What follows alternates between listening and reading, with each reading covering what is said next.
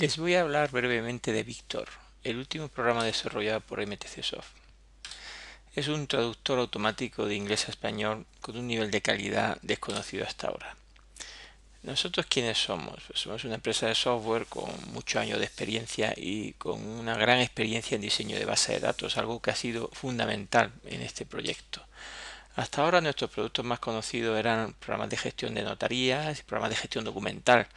Y nuestros clientes más significativos pues son registradores, notarios, la Diputación, el Ayuntamiento, nada que ver con la traducción.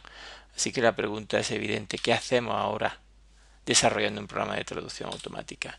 Y la respuesta es que ha sido un encargo de Berka, la empresa promotora del proyecto, que es la que nos ha dicho cómo teníamos que hacerlo. Así pues, MTC Soft, por encargo de Berka, ha desarrollado Victor, el nuevo traductor. ¿Cómo lo hemos hecho? ¿Cómo hemos desarrollado un producto que es tan complicado y sin embargo creemos que lo hemos hecho realmente bien? Bueno, es importante saber que es un proyecto de 10 años, o sea, en absoluto se ha improvisado.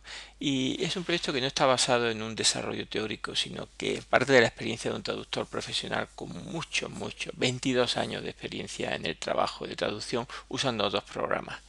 Por tanto, no es un desarrollo estadístico, no es un programa de unos ingenieros con inteligencia artificial, no, es un análisis lingüístico conceptual, es un diseño de un filólogo construido por MTC Soft.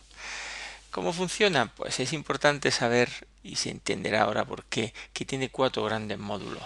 Los 3 primeros módulos, que están marcados o señalados con esta flecha en azul, se trabajan sobre el texto en inglés y lo que hacen es analizar a fondo y etiquetar el texto en inglés. Solo al final, solo cuando sabemos qué función hace cada palabra en la frase concreta que estamos traduciendo, solo en ese momento traducimos al español. Tan importante es este proceso de análisis previo que ha dado lugar a un producto derivado que ya hemos llamado Parsalizer y que presentamos el año pasado en la World Wide Web Conference que se celebró en Madrid con gran interés para los asistentes para el desarrollo de la web semántica. Con un pequeño ejemplo, tenemos un texto y lo sometemos a más de 180 procesos, en los que aplicamos más de 500 reglas lingüísticas. Y en ese proceso se analiza cada una de las palabras, se identifican direcciones de internet, se tratan de una forma especial palabras complicadas como how o could, y muchas otras, los verbos frasales, se desambigua, que es lo más difícil de hacer en el idioma inglés. Finalmente tenemos un texto etiquetado, el parsalizer, y traducido. Este es el resumen de cómo funciona, que ahora vamos a ver con un poco más de detalle.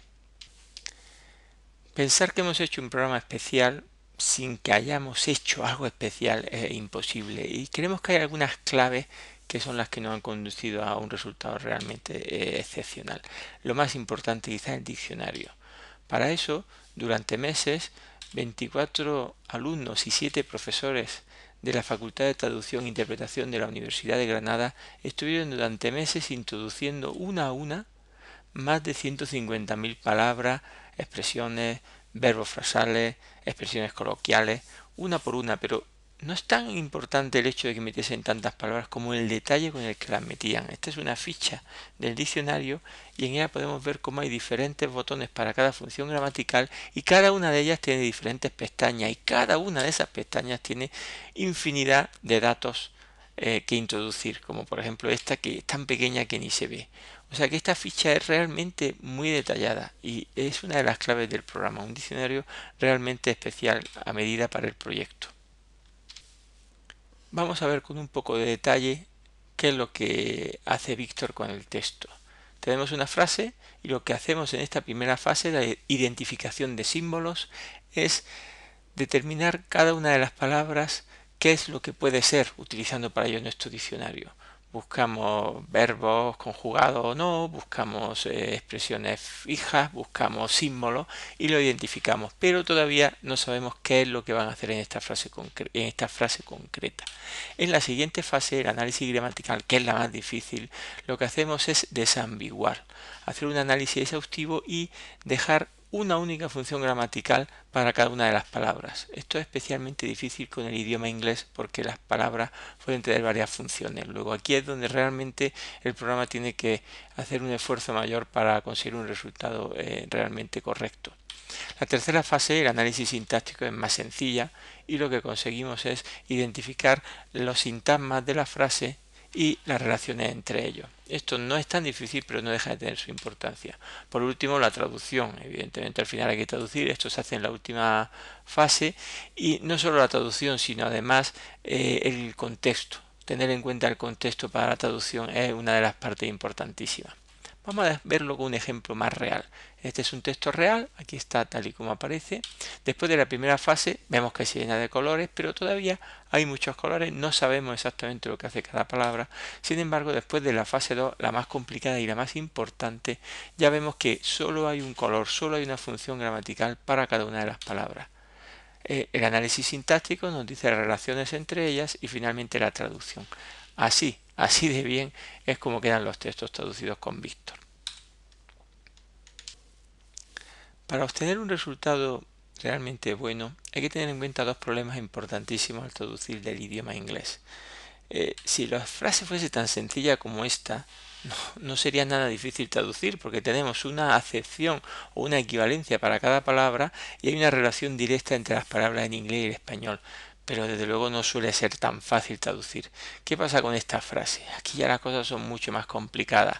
Aquí tenemos palabras como el I o el she que desaparecen al español. Tenemos otras como este que aparece de la nada, que no existe en inglés, y desde luego tenemos el think, que puede ser varias palabras en español, y no sabemos cuál es la correcta.